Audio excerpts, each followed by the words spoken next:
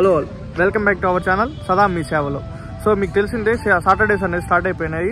శ్రీ వెంకటేశ్వర స్వామి అంటే కలియుగ దైవమైన శ్రీ వెంకటేశ్వర స్వామి వారి ముఖ్య పండుగగా ఈ శనివారాలు అయితే జరుపుకుంటారు. దాంతో మెయిన్ పండుగ ఈ 3వ శనివారం అనేది వచ్చి ఇంట్లో అందరూ ఫాస్టింగ్ ఉండి అన్నీ చేసుకుంటారు.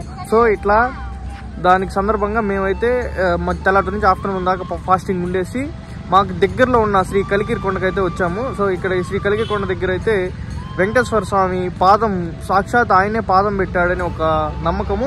సో ఈ వీడియోలో వచ్చేసి ఈ కలికిరి కొండకి ఎలా వెళ్ళాలి, సో డీటెయిల్స్ ఏమి, గుడి ప్రాముఖ్యత ఏమి, ఇక్కడున్న స్థల పురాణం ఏమనేది ఈ వీడియోలో మనం తెలుసుకుందాం. సో ఈ వీడియోని లాస్ట్ దాకా అయితే వాచ్ చేయండి. వీలైతే లైక్ చేయండి, షేర్ చేయండి, సబ్స్క్రైబ్ చేసుకోండి. కలికిరి కొండ చిత్తూరు డిస్టిక్ పెనుమూరు మండలానికి చెందిన ఒక చిన్న గ్రామం. చిత్తూరు నుంచి 12 కిలోమీటర్లు, తిరుపతి నుంచి 55 కిలోమీటర్లు. చూడటానికి చాలా ఆహ్లాదకరంగా ఉండే ఒక ప్రకృతి, చుట్టూ కొండలతో చిన్న తిరుమల లాగా కనిపిస్తుంది.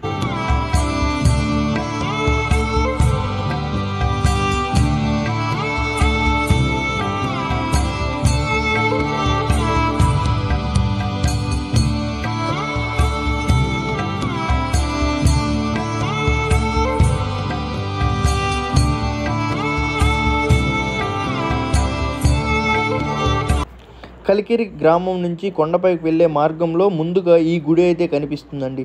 ఈ గుడి శ్రీ వెంకటేశ్వర స్వామి సమేత పద్మావతి దేవి కొలువైన ఆలయం. ఇక్కడ భక్తులందరూ ముందుగా ఇక్కడ ఆ అమ్మవారిని, ఆ దేవదేవుణ్ణి దర్శించి ఆపై కొండపైకి అయితే బయలుదేరుతారండి.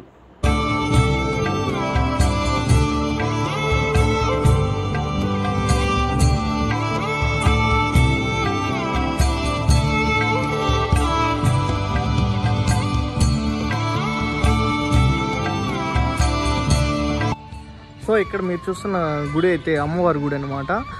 మనం కలికిరి కొండకి వెళ్ళే రూట్లోనే ముందు స్టార్టింగ్ ఎంట్రన్స్లో అమ్మవారి గుడి అయితే ఉంటుంది. ముందుగా ఇక్కడ అమ్మవారిని అయితే దర్శనం చేసుకొని పైకి అయితే వెళ్తాము. సో కింద ఇక్కడ మీకు ఈ అమ్మవారి గుడి పక్కనే కళ్యాణ మండపాలు అండ్ మరియు ఇక్కడ అక్కడ మీరు చూసుకున్నట్లయితే రాళ్లతో యజ్ఞ యాగాదులు అవన్నీ కూడా చేస్తున్నారు. అది హోమానికి నిర్మించున్నారు అవన్నీ. సో ఇదంతా ధ్వజస్తంభం అనమాట. అమ్మవారి గుడి కింద మనం ముందుగా దర్శనం చేసుకొని కొండపైకి అయితే వెళ్తాము. ఇప్పుడు అది కొండపైకి వెళ్ళేది కూడా అంతా కూడా ఒకసారి మీకు చూపిస్తాను, రూట్ ఎలా ఉంది ఏమనేది. సో చూడండి ఒకసారి లాస్ట్ దాకా.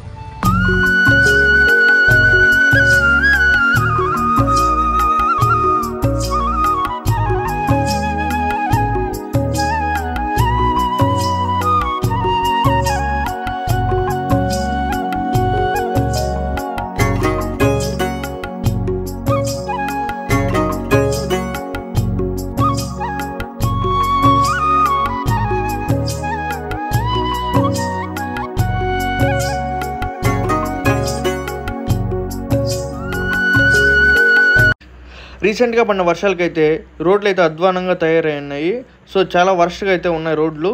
మీరు ఈ టైంలో ఎవరైనా వచ్చే వాళ్ళు ఉంటే కొద్దిగా చూసి డ్రైవింగ్ చేసుకుని రండి. ఎందుకంటే లాస్ట్ ఇయర్ మాకు తెలిసిన వాళ్ళే ఒక ఇన్సిడెంట్ అయితే జరిగింది, చాలా బాధాకరమైన ఇన్సిడెంట్. సో అందరూ జాగ్రత్తగా రావాలి, జాగ్రత్తగా వెళ్ళాలని కోరుకుంటున్నాము.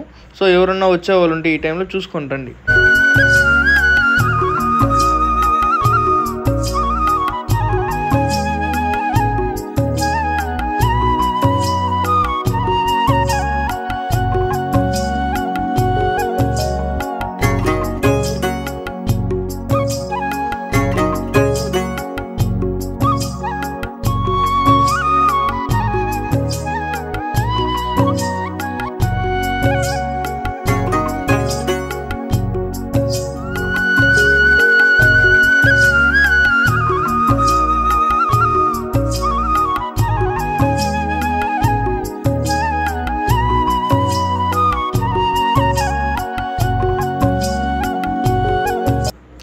ఐదు కిలోమీటర్ల పాటు కింద నుంచి పైకి డ్రైవింగ్ చేసుకోవాల్సి వస్తుంది. ఇది తిరుమల లాగానే ఘాట్ రోడ్ అనమాట, టర్నింగ్స్ ఎక్కువ ఉంటాయి. సో వీళ్ళు కనిపిస్తున్నారు కదా, వీళ్ళు కిందకైతే నడుచుకొని వెళ్తున్నారు. ఒకప్పుడు మేము కూడా ఇలా నడుచుకొనే పైకి వచ్చేవాళ్ళం, బ్యాచ్ అంతా మా ఊరు నుంచి నడుచుకొని పైకి వచ్చేవాళ్ళం.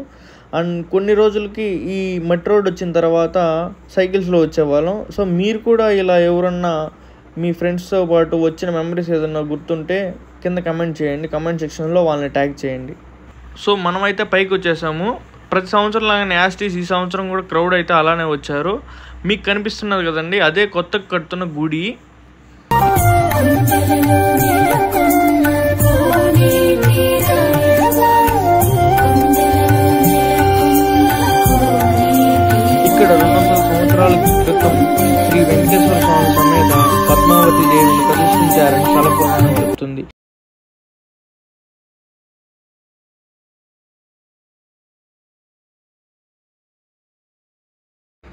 ప్రజెంట్ అయితే ఈ గుడిని టీటీడీ వాళ్ళు హ్యాండ్ ఓవర్ చేసుకొని డెవలప్మెంట్ అయితే చేస్తున్నారు.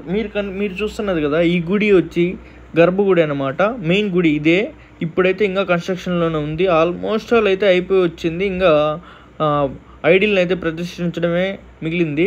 సో ఇప్పుడైతే గర్భగుడిలోకి మళ్ళీ అయితే రాలేం కాబట్టి ఇప్పుడు ఒకేసారి డైరెక్ట్ చూసేద్దామని చెప్పి గర్భగుడి ఎలా ఉంటుంది, ఏం కథ చూద్దాం లోపల ఒకసారి అని చెప్పి వచ్చి చూస్తున్నాను.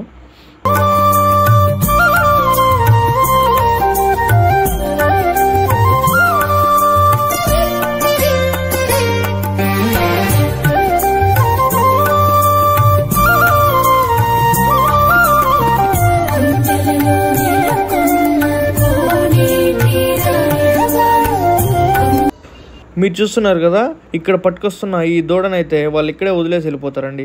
ఎందుకంటే వాళ్ళు ఏదన్నా ఒక కోరిక కోరుకొని ఉంటారు. ఆ కోరిక నెరవేరంగానే ఇలా కానుకగా ఒక దూడని వదిలేసిపోతామని మొక్కు ఉంటారు.